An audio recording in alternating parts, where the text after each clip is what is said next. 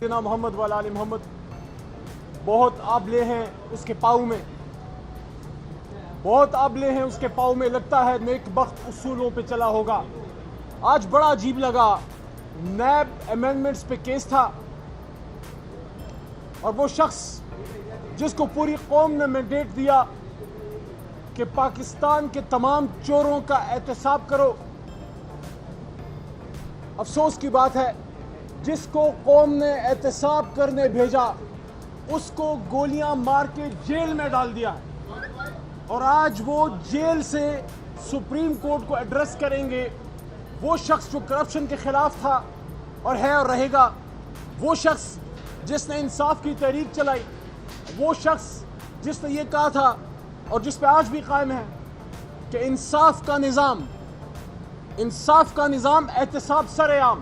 یہ دیکھو احتساب سر عام، جن پہ کرپشن کے چارجز تھے پہلے مل ملا کے نکل گئے وار، پھر واپس آ گئے رجیم چینج کی صورت میں اقتدار میں، and they changed the very law through which they were prosecuted. Those people who were accused of loot and plunder, they came into power اور وہ قلم ہی ہاتھ میں پکڑ لیا جس قلم کی لکھائی سے ان پہ سوال ہوتا تھا، اور اس قلم سے لکھ دیا کہ آج سے آپ پہ کرپشن کے کیسز نہیں ہیں۔ اور جو شخص کرپشن کے خلاف نکلا تھا جہاد کے لیے، دیکھ لو اڈیالہ میں آج وہ ویڈیو لنک سے اپنی سپریم کورٹ سے خطاب کر رہا ہے۔ یہ کرتے ہیں ہم پاکستان میں اس شخص سے جو احتساب کی بات کرتا ہے، یہ کرتے ہیں ہم پاکستان میں اس شخص سے جو انصاف کی بات کرتا ہے۔ آج وہ لوگ جو پچھلے 40-45 سال سے اقتدار کے سنگاسن پر بیٹھے رہے، آج بھی بیٹھے ہیں، اور افسوس کی بات ہے کہ آج اس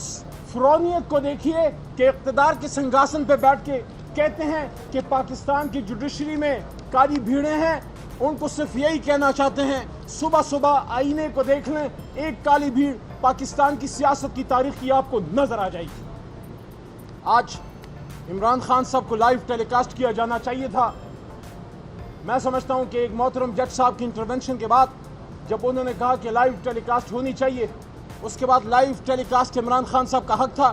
بصد احترام، تمام احترام ملحوظ خاطر رکھتے ہوئے محترم چیف جسٹس صاحب، آپ نے فرمایا کہ یہ کیس نیشنل انٹرسٹ کا نہیں ہے یا عوامی پبلک انٹرسٹ کا نہیں ہے، پھر نیب کیوں کھلا ہے؟ نیب کا کام ہے وہ پیسہ واپس ریکور کرنا جو عوام کا ہے۔ اگر یہ لوٹ اور پلنڈر کسی کی ذاتی جائیداد کی ہے تو پھر پبلک انٹرسٹ کا تو کیس نہیں ہے، لیکن اگر نیب کا کام لوٹ شدہ مال، عوامی مال جو لوٹا گیا ہے اس کو ریکور کرنا ہے، پھر تو پبلک انٹرسٹ ہے، پھر تو عمران خان صاحب کو لائیو ٹیلی کاسٹ کیا جانا چاہیے تھا۔ پوری قوم انتظار میں تھی، اور آج عمران خان صاحب اگر بات کرتے قوم اس کو سنتی۔ عمران خان صاحب ہی اس وقت چاہتے ہیں کہ جوڈیشری مضبوط ہو، وہی ان 6 ججز اور تمام جوڈیشری کے پیچھے ہماری تحریک کھڑی ہے جو جوڈیشری کی آزادی کے لیے کھڑے ہیں۔ تو ہم سمجھتے ہیں کہ عمران خان صاحب کو آج لائیو ٹیلی کاسٹ میں دکھایا جانا چاہیے تھا، بلکہ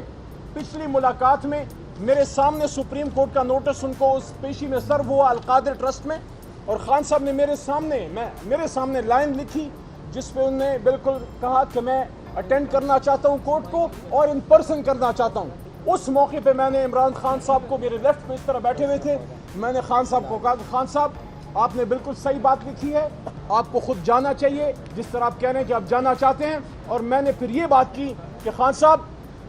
ایک نیوکلیئر اسلامک اسٹیٹ میں جس کی جری فوج ہے، جس کے مضبوط ادارے ہیں، جو طاقتور ریاست ہے، کوئی کمزور ریاست نہیں ہے، اس میں اتنی سکت ہونی چاہیے کہ اپنے سابق وزیر اعظم کو صرف 40 منٹ کے فاصلے پہ اڈیالہ سے سپریم کورٹ تک اسٹیٹ پروٹیکشن میں لا سکیں۔ وہ آنا چاہتے تھے، آج ان کو حکومت لے کے نہیں آئی۔ اگر یہ ریاست موجودہ آرمی چیف کو، موجودہ پرائم منسٹر کو، موجودہ چیف جسٹس کو پروٹیکشن دے سکتی ہے، جو دیتی ہے، جو ان کا حق ہے، جو ان کو ملنا چاہیے، تو پھر سابق وزیر اعظم کو بھی یہ پروٹیکشن جو ہے وہ ملنی چاہیے تھی۔ اور اس کے ساتھ ساتھ آخر میں یہ بات کہ دوبارہ وہی بات کہ جو شخص کرپشن کے خلاف نکلا تھا، جس نے کہا تھا کہ قوم کا پیسہ نہ خود لوٹوں گا نہ کسی کو لوٹنے دوں گا، آج اس کو گولیاں مروا کے جیل میں ڈال دیا گیا کہ تم کرپشن کے خلاف بات کرتے ہو، تم احتساب کی بات کرتے ہو، تم انصاف کی بات کرتے ہو، لو تمہیں اڈیالہ میں ڈال دیا۔ اور جن پہ الزام تھا ان کو بٹھا دیا. ایسے مت کرو اس ملک کے ساتھ, ایسے مت کرو اس ملک کے ساتھ, کیونکہ یہ ملک جس نے بنایا تھا وہ گھوڑے پہ بیٹھ کے نہیں آیا تھا, اس کے ہاتھ میں بندوق نہیں تھی, اس کے بدن پہ کالا کوٹ تھا اور اس کے ہاتھ میں قلم تھا اور اس کا نام قائد اعظم محمد علی جناح تھا. بہت شکریہ. مزید حالات حاضرہ سے باخبر رہنے کے لیے ہمارے channel I point T V کو سبسکرائب کریں.